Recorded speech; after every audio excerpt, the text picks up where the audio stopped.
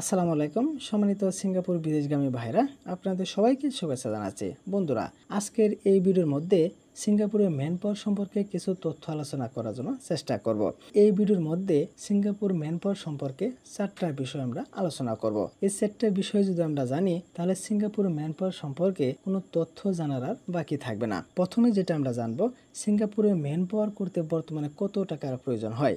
2 নম্বর, Singapore man power করতে কি কি ডকুমেন্ট প্রয়োজন হয়। 3, সিঙ্গাপুর ম্যান পাওয়ার করতে কয় দিন সময় লাগে। 4, সিঙ্গাপুর ম্যান পাওয়ার করতে আসল পাসপোর্ট জমা দিতে হয় কিনা। বন্ধুরা, এই 4টা বিষয় যদি আমরা জানি, তাহলে সিঙ্গাপুরের ম্যান পাওয়ার সম্পর্কে কোনো তথ্য জানার আর বাকি থাকবে না। প্রথমে আমরা যেটা জানবো, সিঙ্গাপুর ম্যান পাওয়ার করতে বর্তমানে কত টাকার প্রয়োজন হয়। বন্ধুরা, বর্তমানে সিঙ্গাপুরে ম্যান পাওয়ার করতে 6,000 টাকা অফিসে জমা দিতে হয়। আপনাদের কাছ থেকে কোনো এজেন্সি 500 বা 1,000 টাকা লাভ করতে পারে, কিন্তু অফিস খরচ হচ্ছে 6,000 টাকা। যেহেতু আমি বিমান টিকিটের ব্যবসা করি, আমি কোনো কাস্টমারের কাছ থেকে সিঙ্গাপুরে ম্যান পাওয়ার বাবদ 1 টাকাও প্রফিট করি না। কারণ হচ্ছে, সিঙ্গাপুরে ম্যান পাওয়ার করে দিলে আমাদের কাছ থেকে সিঙ্গাপুর যাওয়ার জন্য টিকিট ক্রয় করে ওই প্রফিটের আশায় আমরা সিঙ্গাপুর ম্যান পাওয়ার করে দিই, 1 টাকাও প্রফিট করি না। আমাদের আশেপাশে অনেকেই 6,000 টাকার বেশি নাই, দেখা যায় যে 6,000 টাকার বেশি যদি আমরা নিই বা 500 টাকা লাভ করি, অনেক সময় দেখা যায় যে অনেকে বলে যে অমুক জায়গায় থেকে 6,000 টাকায় করছে, তাহলে আমাদের নিজেদের একটা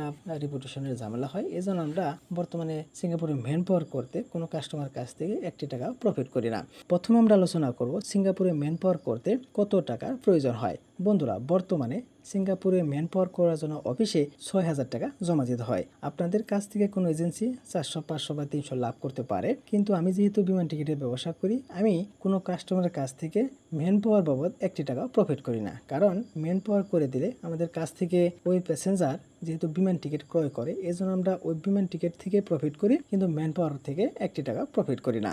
বন্ধুরা, তারপর আমরা জানবো সিঙ্গাপুরে ম্যান পাওয়ার করার জন্য কি কি ডকুমেন্ট জমা দিতে হয়। বন্ধুরা, আপনারা মনে রাখবেন, বর্তমানে 3টা ডকুমেন্ট জমা দিলেই সিঙ্গাপুরে ম্যান পাওয়ার করা যায়। প্রথমে আপনার পাসপোর্টের রঙিন একটা ফটোকপি বা স্ক্যান কপি জমা দিবেন, আপনার আইপি এবং ফিঙ্গারের একটা কাগজ। এই 3টা ডকুমেন্ট জমা দিলেই আপনি ম্যান পাওয়ার করতে পারবেন। বন্ধুরা, আগে যেহেতু আইপি অ্যাটাস্টেশন পেপার ছিল, ওই অ্যাটাস্টেশন পেপার থাকার কারণে কি পরিমাণ ঝামেলা যে কাস্টমাররা পোহাইছে সেটা বলা বাহুল্য। কারণ হচ্ছে, আগে আইপি আসছে, আইপি আসার 2-3 দিন পর আইপি অ্যাটাস্টেশন আসছে। অ্যাটাস্টেশন আসার পর দেখা যায় যে ওই অ্যাটাস্টেশনের সিরিয়ালটা এমএমএ আসতে 10 থেকে 15 দিন সময় লাগছে। ওই সময়গুলো ওয়েট করতে হয়েছে। এখন যেহেতু ওই আইপি অ্যাটাস্টেশনের সিস্টেমটা বাদ দিয়েছে, এজন্য আপনার আইপি হওয়ার পর আপনি পরের দিন গিয়ে আপনার জেলায় গিয়ে ফিঙ্গার দিবেন। ফিঙ্গার দেওয়ার পর আপনি যদি আপনার এজেন্টকে ওই পাসপোর্ট এবং ফিঙ্গারের কাগজ জমা দেন বা আইপি জমা দেন, তারপর আপনার 2 থেকে 3 দিনের মধ্যেই ইনশাল্লাহ আপনার আইপি অ্যাটাস্টেশন হয়ে যাবে।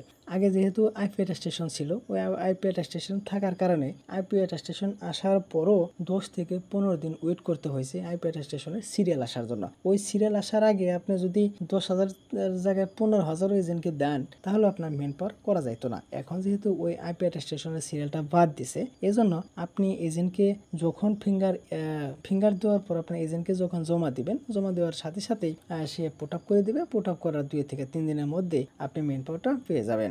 বন্ধুরা, তারপর আমরা জানবো সিঙ্গাপুরে ম্যান পাওয়ার করতে বর্তমানে কয় দিন সময় লাগে। বন্ধুরা, মূলত সিঙ্গাপুরে ম্যান পাওয়ার করতে এখন সর্বোচ্চ 3 দিন সময় লাগে, 3 থেকে 4 দিন। ঠিক আছে, এখন সপ্তাহে 2 দিন বন্ধ থাকে, শুক্র শনি, এই 2 দিন বন্ধ থাকে। এই 2 দিন বাদে আপনাকে হিসাব করতে হবে। সর্বোচ্চ 3 দিন সময় লাগে, কিন্তু অনেক সময় দেখা যায় যে বিভিন্ন ধরনের ঝামেলার কারণে অনেক সময় ম্যান পাওয়ার আটকে যায়, বা ওইখানে ঝামেলার কারণে কোনো ধরনের যদি ঝামেলা বা সমস্যা না হয়, আপনার ম্যান পাওয়ার করতে সর্বোচ্চ 2 থেকে 3 দিন সময় লাগবে। তারপরে যেটা আমরা জানবো, আপনার ম্যান পাওয়ার করতে আসল পাসপোর্ট এজেন্টকে জমা দিতে হয় কিনা। বন্ধুরা, আপনার আসল পাসপোর্ট এজেন্টে জমা নিক বা না নিক, সেটা হচ্ছে এজেন্টের ব্যাপার, কিন্তু বর্তমানে আপনার ম্যান পাওয়ার করার জন্য পাসপোর্টের আসল কপি হেড অফিসে পাঠাইতে হয় না। ওই পাসপোর্ট আসল কপি যদি আপনি হেড অফিসে না পাঠান, তাহলে আপনার ওই ম্যান পাওয়ারটা রিলিজ দেয় না। অনেক সময় পাসপোর্ট পাঠাইতে হয়, কিন্তু বর্তমানে এখন আমরা যে ম্যান পাওয়ারগুলো করছি, এখন আমাদের পাসপোর্ট হেড অফিসে পাঠাই না।